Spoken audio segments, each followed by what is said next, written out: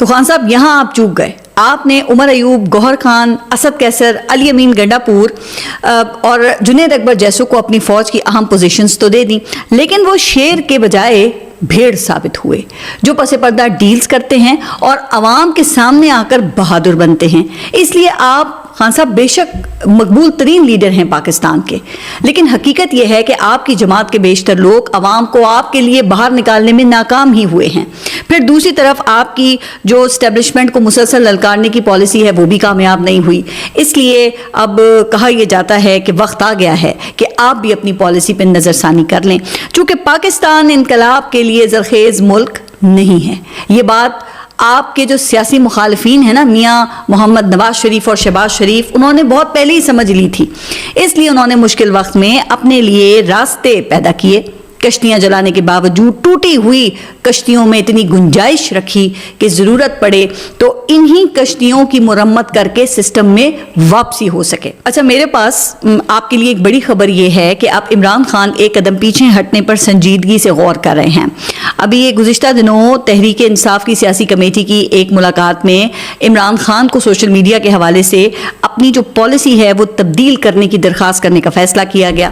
تو P T I کے ملک میں موجود قیادت جلد ہی جیل میں عمران خان کے ساتھ ملاقات کر کے ان کو اس بات پر قائل کرنے کی کوشش کرے گی کہ پی ٹی آئی اور عمران خان کے جو آفیشیل ہینڈلز کا کنٹرول پاکستان میں موجود قیادت کو دے دیا جائے، اور اگر یہ مکمل کنٹرول نہیں دیا جاتا تو کم از کم ایڈیٹوریل کنٹرول ہی دے دیا جائے. یعنی کہ اب جو کچھ بھی پوسٹ ہو اس کی منظوری پی ٹی آئی کی پاکستان میں موجود جو سیاسی کمیٹی ہے وہی کرے گی.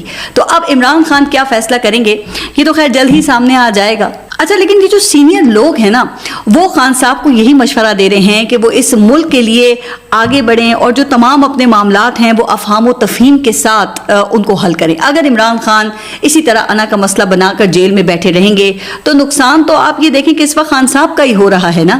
اب آپ دیکھیں نا کہ باقی سب تو حکومت کے خوب مزے لے رہے ہیں، سب کی پانچوں انگلیاں گھی میں اور سر کڑائی میں ہے، تو وہ کیوں چاہیں گے کہ عمران خان اس وقت میں جیل سے باہر آئیں؟ کیونکہ یہاں سب کی خوب دہاڑیاں لگی ہوئی ہیں. میں نے حسن نثار صاحب کے ساتھ جب ابھی پوڈ کاسٹ کیا تو انہوں نے خان صاحب کو کیا خوبصورت مشورہ دیا کہ انسان کو پانی کی طرح ہونا چاہیے جو کسی بھی برتن کی شکل اختیار کر لیتا ہے. تو اس بات میں سوچنے اور سمجھنے کے لیے پھر بہت کچھ ہے. یعنی انسان کو بھی حالات دیکھ کر خود کو حالات کے مطابق ڈھالنا چاہیے. پاکستان کو اس وقت مرہم کی ضرورت ہے، جلتی پر تیل ڈالنے کی ضرورت نہیں ہے.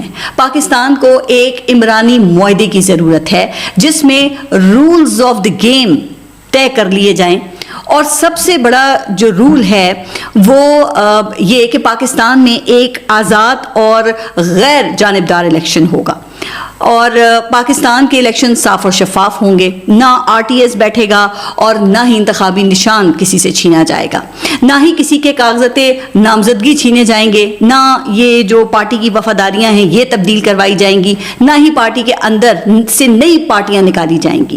تو ایک منٹ کے لیے بھی الیکشن کے جو نتائج ہیں وہ نہیں روکے جائیں گے، اور جو ہی نتائج آنا شروع ہوں گے تو ان کا اعلان فوراً کیا جاتا رہے گا. اس کے بعد جو جیتے گا وہ اپنی حکومت بنائے گا اور پھر وہ میرٹ کے اوپر فیصلے کرے گا، جو ہارے گا وہ اپنی شکست تسلیم کرے گا. اور جو اسٹیبلشمنٹ کا سیاسی کردار ہے وہ ختم ہونا چاہیے، لیکن پاکستان کی خارجہ اور جو دفاعی پالیسی میں ان کا ان پٹ ہے وہ برقرار رہے گا. فوج کو حکومت مکمل سپورٹ کرے گی، اور اپنا چیف لگانے جیسے جو ایڈونچر ہے نا اس سے پرہیز کیا جائے، اور وزیر اعظم اپنے 5 سال مکمل کرے. اگر تو یہ سب ہو جاتا ہے تو ملک آگے بڑھ سکتا ہے، اور یہی وہ رولز آف دی گیم ہیں جن سے ان قوموں نے ترقی کی ہے جو آج ہم سے بہت آگے نکل گئی ہیں. اب ہو سکتا ہے کہ یہ میرا خواب ہو، اور ہو سکتا ہے کہ بہت سے لوگوں کو میری یہ بات بھی بری لگے، لیکن جناب جتنا میں نے پاکستان کی تاریخ کو پڑھا ہے اور اپنی آنکھوں سے تاریخ کو بنتے دیکھا ہے تو میرے خیال میں تو یہی ایک واحد حل نظر آتا ہے، اور لڑائی سے کسی کو کوئی فائدہ نہیں ہوگا.